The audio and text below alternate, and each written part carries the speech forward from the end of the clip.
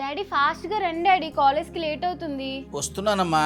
లోకి తినకుండానే కాలేజ్కి వెళ్తావా? ఆపట్టు. వద్దు వదినా. అరే ఆపట్టు.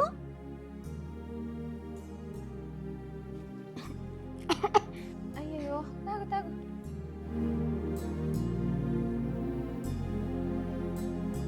లోకి వెళ్దామా? వెళ్దాం డాడీ. వెళ్ళొస్తా పెద్దదినా. బాయ్ చిన్నదినా. డాడీ ప్లీజ్ డాడీ వెళ్తాను. వద్దని చెప్పాను కదా, ఇదే ఫైనల్ మాట. ఏమైంది లోకి? చూడొదినా, నేను ఫ్రెండ్స్ తో తిరుపతి వెళ్దామంటే డాడీ వద్దంటున్నారు. పంపించవచ్చు కదా మావయ్య. మా కాలేజ్ లైఫ్లో కూడా మా నాన్న నన్ను ఎటూ పంపలేదు. అప్పుడు ఎల్లుంటే బాగుండు అనే రిగ్రెట్ ఇప్పటికీ ఉంది నాకు. అలాంటి రిగ్రెట్ మన లోకికి ఎందుకు చెప్పండి? పంపించవచ్చు కదా.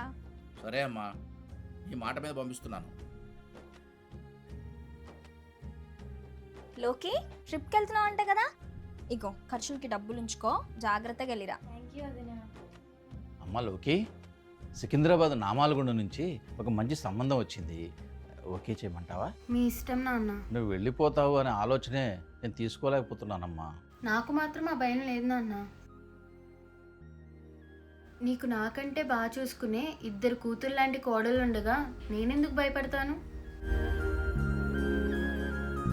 కోడళ్ళు కూతురులాగా మావయ్యను చూసుకుంటే కూతురు చాలా ధైర్యంగా పుట్టింటిని వదిలి వెళ్తుంది కదా.